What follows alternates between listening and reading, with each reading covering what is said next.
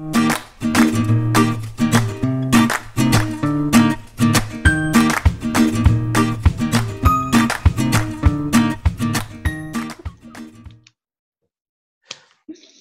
God.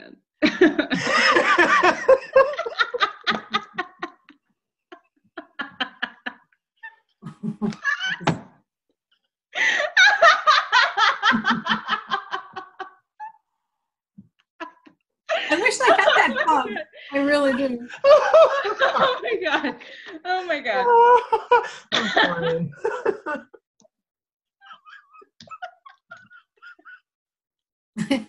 I don't want to ask what was so funny because I knew you won't. Nothing. You just looked at him and you started laughing because it's just getting so bad. Oh my God. Oh my God. Well, That's magical, that, guys. welcome to the Second Nature Show. Hello, welcome. Hello. I'm Dom Campbell. I'm here with my fellow show co-host, Alyx Breaks and Donna Masterson. Sorry, Hello, guys. We're having a good time here. Come and join us. Post your Some favorite fun. joke. Post your favorite joke for Friday in the comments below, so you can spread the laughs and the joy wherever you're listening to this. You can just join in with us. Hey, dirty or not? Dirty or Dirty or not, that's right. Dirty or So this is the Ask Us Anything show. Dun, And dun, that's sort of dun. what started all of this laughter to begin with, because we've taken the time to go through the questions that we've received. And so, yeah, we're going to have some fun today. So we're glad that you're here with us. So, Alyx. Question 1. So we wanted to really do this show because we've shared so many fun guests with you guys, and we did an introduction at the beginning. We also wanted to show you a little bit of our personalities, let you know how goofy and fun we are as well. And so one of the questions that I pulled out from a viewer is, we've heard from many professionals and the ways that the guests you've had help people. What type of coaching do you all do? It's a great question. I love that one. Dom, you want to kick us off? What kind of coaching do you do, Dom? You have an ice cream addiction? That's where I need help. Basically, I focus on empowering middle-aged men and women to discover and transform their root causes of old destructive habit loops that are preventing them from succeeding in their health, overall wellness, and life. And I really hit on all of the 4 main topics, right? Your physical health, your mental health, your emotional health, and your spiritual health, and really work to get everything into alignment so that people experience the balance across their entire life. That's awesome.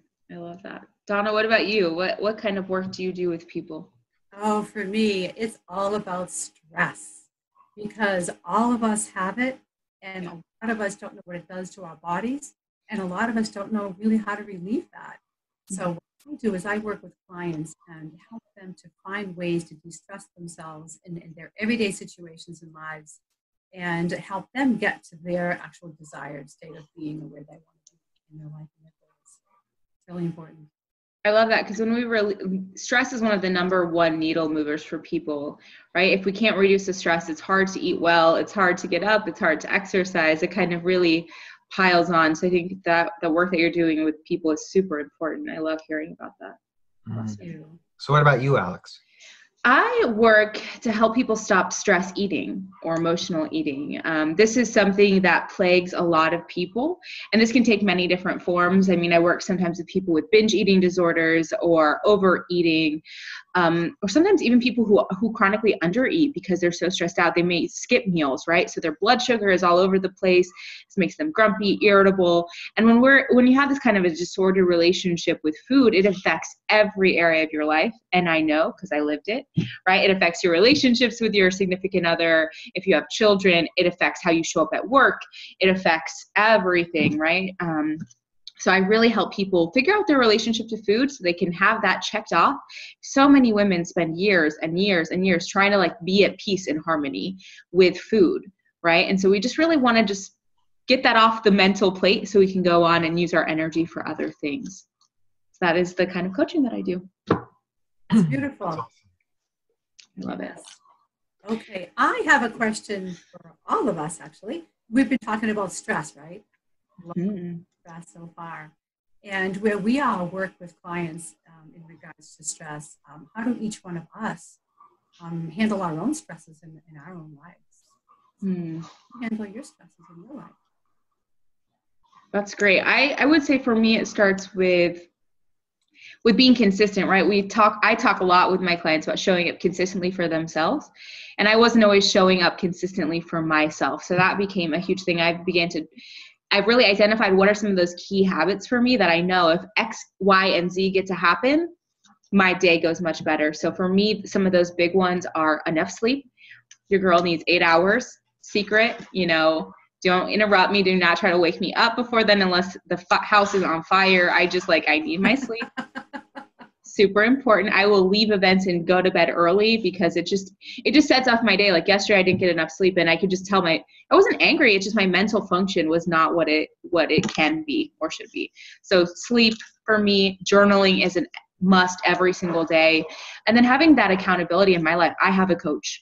I have accountability partners, so figuring out what those pieces are and then tracking them regularly and making them non-negotiable has been one of the biggest ways for me to combat stress.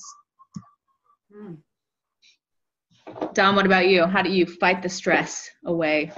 For me, there's 2 things for me that I do.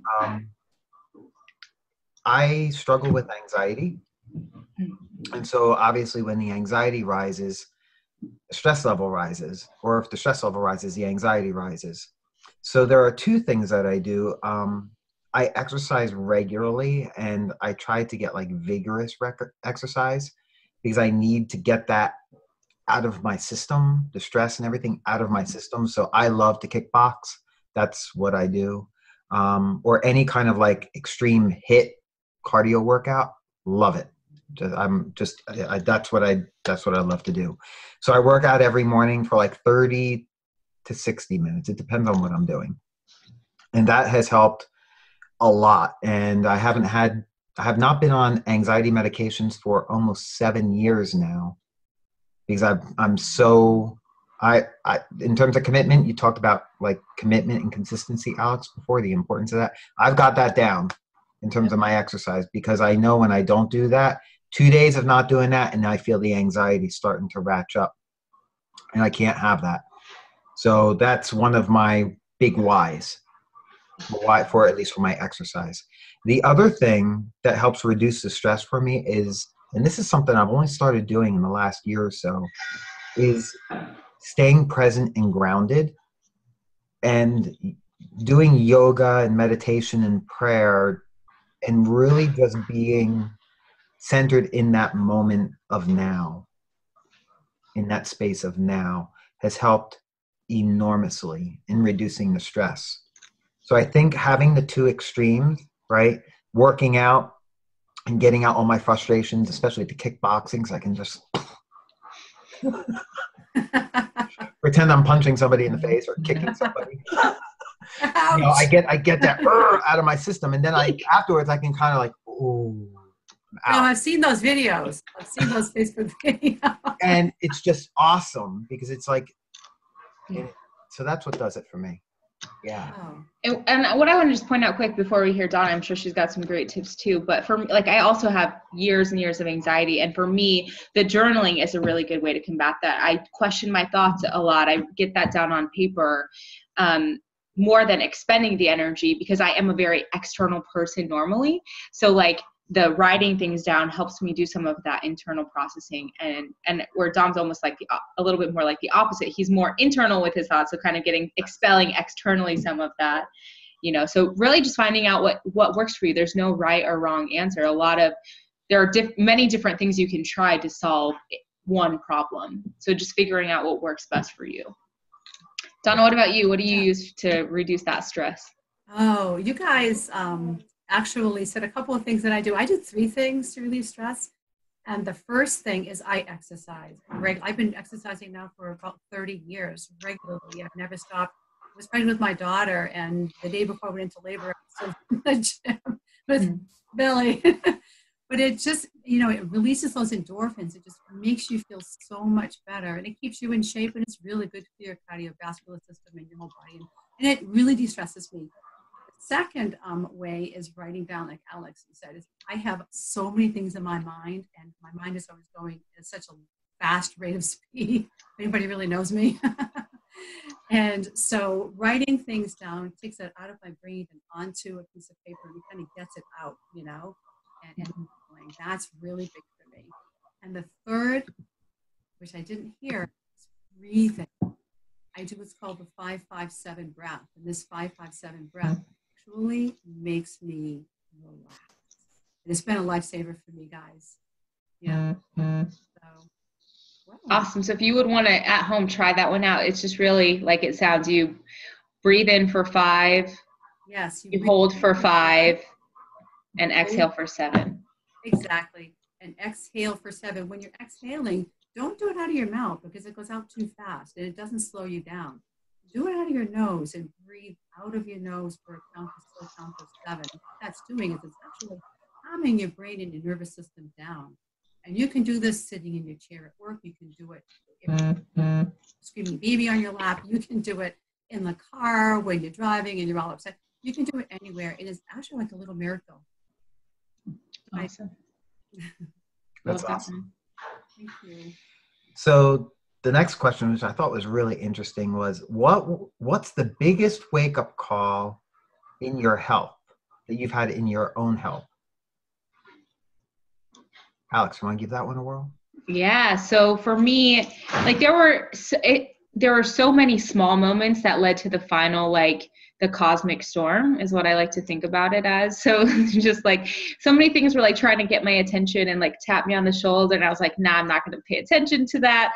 So just like I had years, like over a decade of emotional eating, really struggling with that relationship, yo-yo dieting. So up and down these same like 30, 40, 50, sometimes pounds, just like over and over and over again, year in and year out for decades. And I finally came back from the Peace Corps, as Peace Corps volunteer. And I was at the heaviest weight that I'd ever been. It was probably even a little heavier because I like waited a while to check the scale and it started to attempt to work out before I got on finally. And it was still the heaviest that I'd ever been. It was just miserable. I was dealing with reverse culture shock,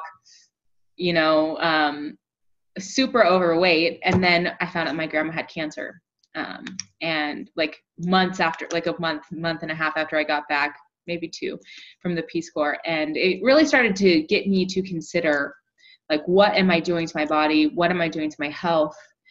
And then I got in a really bad car accident.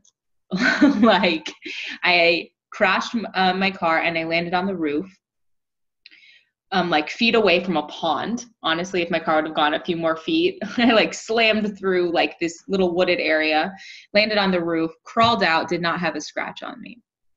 And I wasn't even very spiritual or woo-woo at that time, but someone, I worked with, they're like, wow, like that's kind of insane that I didn't have a scratch. You didn't have any bruising, not from the seatbelt, nothing. And it's just like, you've got some work to do. Just like, right. That was the storm that broke my cosmic storms, the straw that broke the cosmic storm's back, right? It was like, finally like, okay, enough is enough. I've got to do something to change. And from that point on, I ended up losing weight. I worked with a company that helped other people lose weight. So I did moderation for big online programs. And it's eventually what led me to health coaching, was fixing my own health. We say a lot, first for you and then for others. So without going through all of that, I don't know if I would have become a health coach, because it wasn't something, if you would have asked me when I was younger, I didn't know what it was. I didn't really care about helping people with their health. And I don't really think I understood it until it became so important to me, like how my life changed so drastically, that I really figured out, wow, this was awesome. And I can help other people regain what I've regained. And so that was definitely the series of turning points that led to the big turning point for me. Awesome. Donna, what about you? Oh, me. Well, I actually was a clown. I actually still am a professional clown and a coach. And I remember I was going through a very sad time in my life. years ago, about 10 or so years ago. And I'm driving to a birthday party and I'm literally crying driving to this party because I was so sad about the situation I was going through in my life. And I get in the party and I finish entertaining. And this little girl, she comes running up and she says, Blinky, I love you. And it just like shot to my heart. I got into my car and I was like, thank you for doing this, for giving me this unbelievable ability to make these children happy when in fact they were making me happy. You know, they were actually helping me in ways I never even realized. I'm thinking, wow, this is absolutely amazing and a blessing doing what I did in making children happy. Then I moved, met my husband and moved out of the country and came back. So I didn't work for 2 years. And when I came back, I said, do I want to continue being an entertainer or do I want to do something different? And I decided, and I remember thinking back on how good I felt in making those kids happy. And I realized that it's time to make adults happy. It's time to make adults feel happy from the inside, kind of like I felt in that moment. How about changing people's lives? And I found health coaching, and here I am, and I'm doing it, and I'm absolutely in love with this as well. Thank you. How about you, Dom? For me, the biggest wake-up call in my health, I think it was when I was going through my divorce. That's when I discovered I had anxiety, but I didn't know that I had it. I had woken up in the middle of the night. Actually, I didn't wake up. I did eventually, but you know how you're in that like state of awake but not awake in the middle of the night, and I felt like my heart just like racing, and I thought it was going to like pound out of my chest, but I didn't. It almost felt like I was in a dream state because I wasn't awake. And at first I really thought I was dreaming. Like I thought I was dreaming I was having a panic attack, but couldn't remember the dream. And then it started happening more and more often where I was waking up in the middle of the night where my heart was just like boom, boom, boom, boom, boom. And it was just like, I was just in the state of like, ah, you know, and I just felt totally out of control. I thought I was having a heart attack. So I went and I saw a cardiologist. I went for it took a couple of months. I had all these tests done to find out there was nothing wrong with my heart except I have a heart murmur, which I never knew I had. But I have anxiety. I was having panic attacks in the middle of the night in my sleep. And it was right after that I had my first anxiety attack in the office at work. And I remember driving in and I could feel the anxiety rising. It felt like when you're on a roller coaster and you feel the coaster going click, click, click, click, click, click, click, click, click. And then you get to the top and it's like, ah! That's what it felt like. I was going click, click, click, click, click. And I got to the office. I got in my office. When I closed the door, that's when the train dropped. And that train felt like it probably dropped for 2 hours. And I just sat there in my office with my door closed and my head on the table. I blew off every meeting that was on my calendar. I could not even raise my head off my desk. And I'm like, I have no idea what's wrong with me. Like I knew what was wrong with me. I had the panic attack, but I didn't know what was triggering it. Like I didn't understand what was wrong with me to cause that. And I'm like, I couldn't drive home. I was 60 miles from home. My job was 60 miles away in the office. So I couldn't even drive home. So I was basically stuck in my office. Finally, after a couple hours, I came out. I told my boss, I got to go home. And I went home and I wound up going to see a doctor and being put on meds for it and was written out of work for 2 or 3 months because of the panic and the anxiety attacks. And once I came out of my divorce, I had been put on the meds for it. And I just felt like emotionally, I was like flatlined. I had no feeling about anything because of the medications. It was like, I had no excitement. There was no emotion at all to anything. And although that was probably good, it probably helped me somewhat to get through the divorce. By the time I moved into my new home, I felt dead. I felt emotionally dead. And it's like, God, like, this is not what I signed up for. And I think it was at that point that I had to make the shift. And I realized that I had to make myself a priority again. Because I had gotten out of working out. I got out of eating well. When the divorce hit, it was all about just getting through the day, when the anxiety started rising and taking over my life. So I think that was my big wake-up call. Yeah, because I didn't want to raise my kids in that. Yeah. Awesome. Thanks for sharing. I think it's really good. We all hit these different points in our lives and in our health, and when we realize like something's got to change, right? And that's the work that I love about coaching is, well, I don't love that we have to get to that point, but a lot of times we kind of almost have to get to that point. We have to get sick of our own BS. Yeah. I had to get really sick of my own BS before I was like, because I've been happening for a decade, right? These problems have been circling around for so long, but I finally hit that point where enough is enough, and I got help. And so if this is something that resonates with you, just seek out some services. If something that we've said resonates, reach out to one of us or find someone in your local area, because there's just so much on this side of it that I'm really, really glad that I get to experience. And, just like all of these stories, right? Like that we figured out, I'm just maybe hard, maybe messy, but I'm going to put myself through it, and I'm going to get to the other side.